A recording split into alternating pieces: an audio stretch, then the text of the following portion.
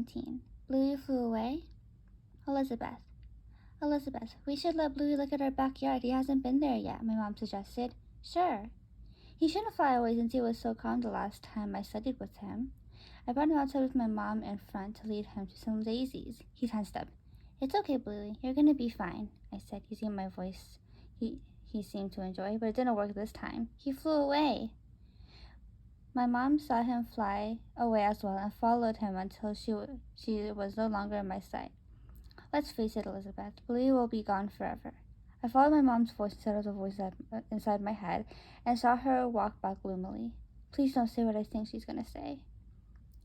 I don't know exactly where he went, but he's too crazy anyway. We can get a new bird and name him Eggnog. How could she say that? What? No, we have to find Bluey. Okay, his wing strength is so small and it's not windy. It shouldn't be tough to find him. Bluey, Bluey-doo, I called out. Silence. It's true, he doesn't like me after all. We first went to the trail located just 1 block away from our house and walked past the circle-shaped field. Every kid played with their dogs and their parents talked and laughed with other parents. Then there was me and my mom breaking to satisfaction. I went on Instagram and made a story. Bluey flew away. I turned off my phone to avoid any more distractions as we went into the tunnel. Who am I kidding? Why would such a skittish animal fly through it? I looked up. That had to be as tall as 100 of me, so he'd never go over it. Perhaps he didn't go this way.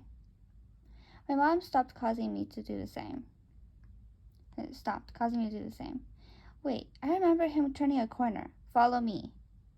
I followed suit as we went back to the field, and we turned left to face a little hill that headed into someone's backyard if we opened the gate.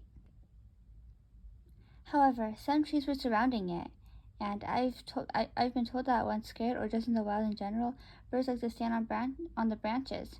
Tree number 1. Bluey! Silence. Tree number 2. Bluey! Silence. Tree number 11. Bluey! Silence. Tree number 12. Bluey! Chirp! Bluey? The chirp sounded just like his own. We approached the sound as he kept chirping, and when I reached the spot, I noticed that his voice was just above my head. I looked up to see that he was quite up there, so I climbed the hill, since if I did on the tree, he could fly away again. I ultimately slipped, making a mini avalanche. Sorry, don't come at me. I'll clean this up. I used my feet to avoid touching Blue with dirty and fertilized soil and pushed it into one pile. Good as new. Now for Bluey. My mom used her phone to lure him there, and he jumped on her. We saved him. Bluey, you have been a very bad bird, but let's go eat some millet, I said. He bobbed his head, meaning that he was back to himself. We arrived home, and I gave him his usual treat and meal, pellets, lettuce, and a little bit of millet. After I turned on my phone, Ashlyn seemed to be the most worried. Oh no, did you go find him? I replied, yes. My other friend, Angelina, texted me after seeing my story. No, Bluey. I didn't want her to think that he was gone forever, because it wasn't the truth. So I responded, I just found him. I thought she'd be relieved, but no. Wow. Really? Is that all she had to say? My life was already turned around so many times that I didn't even know which way was up anymore. I've lost count. I give bird content on my page for all my followers to enjoy, and this is how she treats me? What kind of friend does that? I knew what I had to do. Leave her on scene. It was one of my top 3 pet peeves, but another pet peeve was someone not appreciating what I did. At least I didn't block her. Bluey. Elizabeth, we should let Bluey look at our backyard. He hasn't been there yet, her mom suggested. Sure. Backyard? Elizabeth brought me into an entirely new area without a backpack or a cage, but there was freedom. Freedom.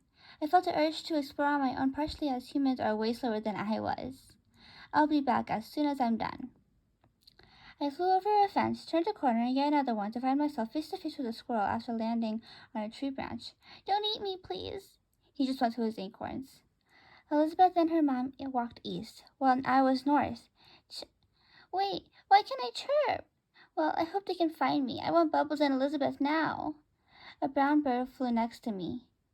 Hi, you look lost, he said. He seems nice, so I'm just going to admit it. Hi, I am. Can you please call my owners over here? It's the girl in the signature purple sweater and her mom in a black coat, I specified, using my beak to point.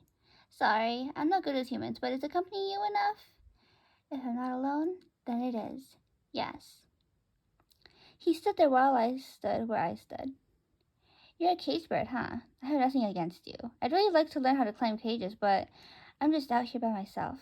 Yep, I'm a cage bird, though I do like to fly around the house. You must be so lucky to have all the freedom. He looked down. Actually, not really. He took a deep breath.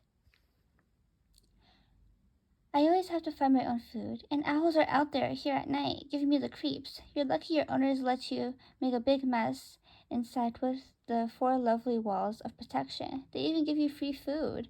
He had a point. Wow, I'd never thought about it that way. Talking about my owners, here they come. I hope I meet you someday again in the future. Maybe fate will work in our favor again, and that we can give you some food and company too, I exclaimed. Alright, bye. I'm really honored to meet you. What's your name? He asked. Bluey. What's yours? Nice. It matches your color. I don't have a name, but humans are here. I gotta go. Eek! Bye, he said and flew off into the unknown. How does a bird not have a name? I hope our paths can meet again, and Elizabeth can give him a name. We got home, and Elizabeth reminded me that I have been a bad bird, which is true. I couldn't deny it whatsoever. She then gave me my food. That brown bird really was telling the truth. Elizabeth got out her phone. At first she smiled and typed some words, but her facial expression began to change in an awful way.